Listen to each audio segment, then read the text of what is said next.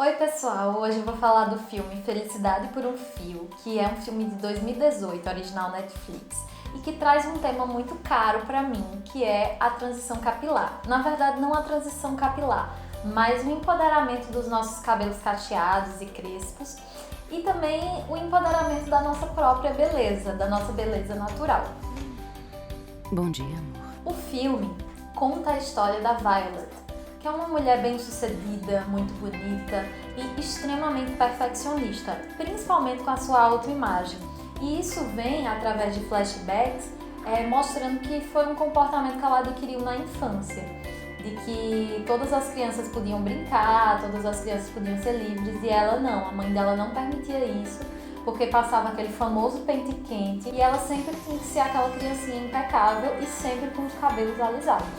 Então ela cresceu dessa forma, e depois de algumas confusões que acontecem no filme, ela acaba raspando a cabeça. Por isso que eu falo que o filme não é sobre transição, que a transição é quando a gente fica com as duas texturas de cabelo.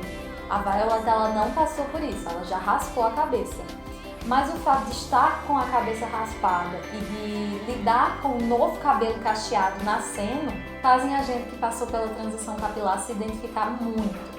E aí, eu deixo um pouquinho o filme de lado, vou trazer alguns comparativos, alguns parâmetros com ele, mas eu vou falar um pouquinho agora sobre a minha história com a transição.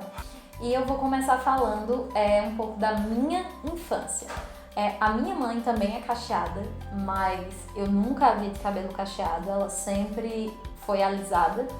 E então eu não tive nenhuma referência de mulher cacheada.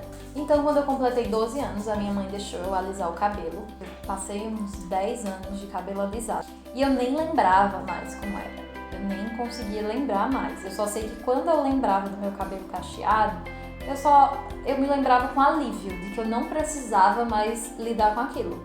Porque eu me lembrava de muita dor pra pentear, muito trabalho, chorando e minha mãe desembaraçando com pente, vários produtos que ela metia no meu cabelo e prendia. Então eu sempre fazia assim, alisar é a melhor coisa da minha vida, se eu fui cacheada, não me lembro, amo, etc. Mas aí o que aconteceu? Em 2017 eu comecei a me voltar muito assim para essas questões de estética, para essas questões da invenção da beleza, dos padrões eurocêntricos, de todas essas coisas. E na faculdade eu comecei a conhecer meninas cacheadas maravilhosas, que são minhas amigas até hoje, que me apoiaram muito durante a transição.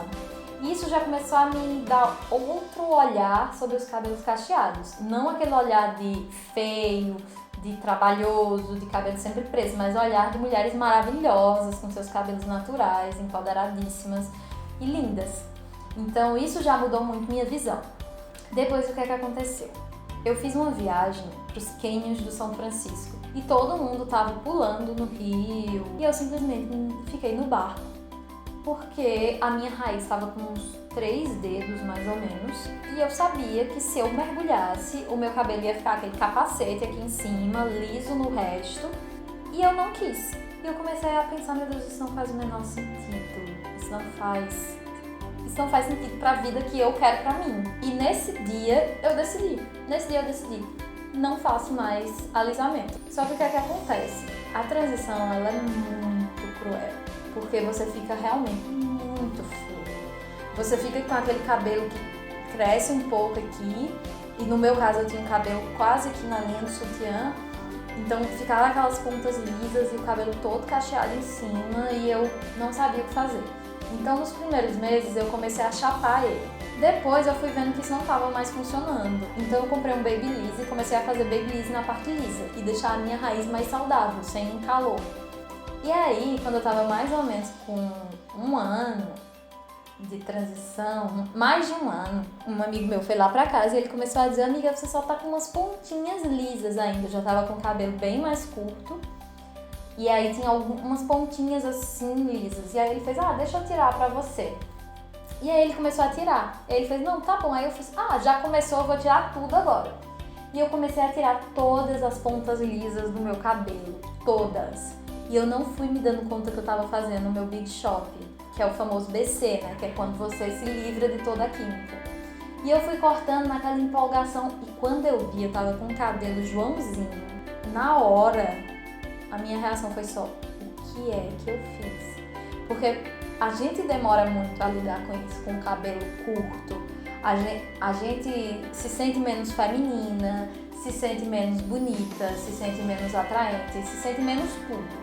E isso é natural, porque a gente é criada nessa sociedade que é machista, que tem uns padrões de beleza, então é difícil pra gente se reconhecer de outra forma que não aquela que nos foi apresentada.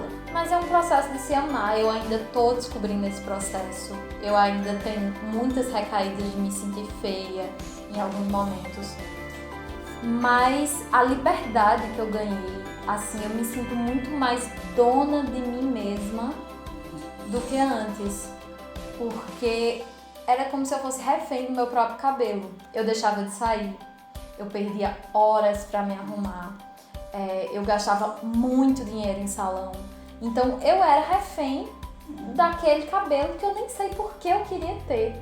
Então esses pensamentos, essas questões políticas, sociais, feministas, tudo vieram muito à tona e me ajudaram e me ajudam ainda a me aceitar do jeito que eu sou agora.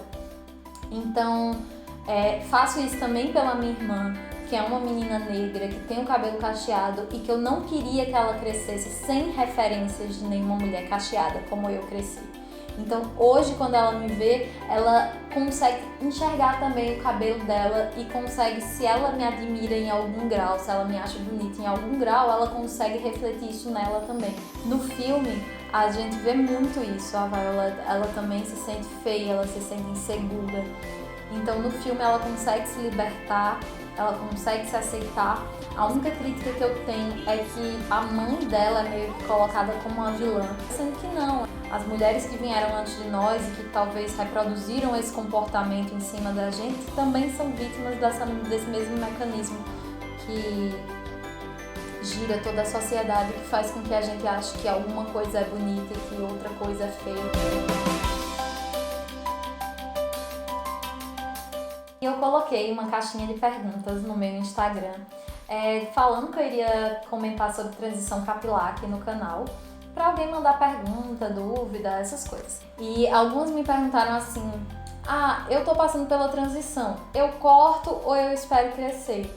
Como eu falei, o meu BC foi uma coisa que eu fiz sem perceber. Eu cortei quando eu vi, eu me arrependi.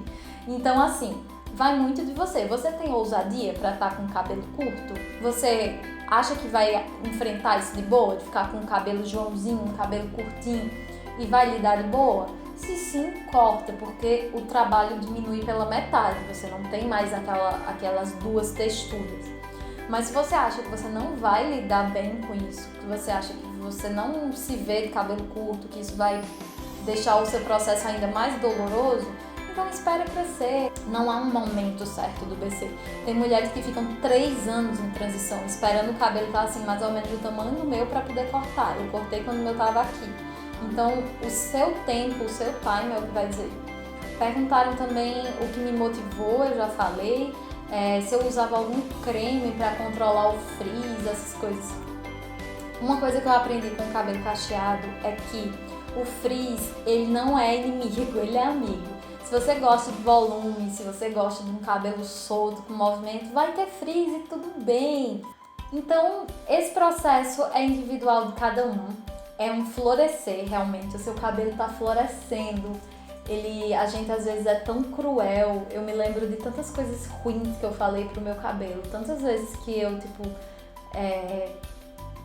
fiquei com raiva por ter dado esse cabelo, por ele ser dessa forma, por eu me sentir tão feia, por tudo que as pessoas falavam e eu acreditava que era verdade. E eu me sinto tão orgulhosa da mulher que eu sou agora, carregando ele. Por mais que eu fraqueje, por mais que às vezes eu acho que eu gostaria de estar dentro do padrão, eu me sinto muito mais muito mais dona de mim. Meu pai, ele fala assim, esse cabelo é a sua cara, porque ele é ousado igual a você, ele é bem rebelde, igual a sua personalidade. Se ame, se entenda Entenda o seu cabelo, entenda a forma como ele vai florescer. Foram anos e anos de química, de calor, de maus tratos nele. Então ele não vai voltar lindo e maravilhoso, ele vai voltar com diferentes texturas, ele vai voltar com uma parte com escabe ré, uma loucura. Mas se você tiver paciência, se você tiver amor e se você tiver principalmente vontade de voltar a ser a pessoa que você é naturalmente, ele vai dar certo e vocês vão aprender uma forma de estarem juntos.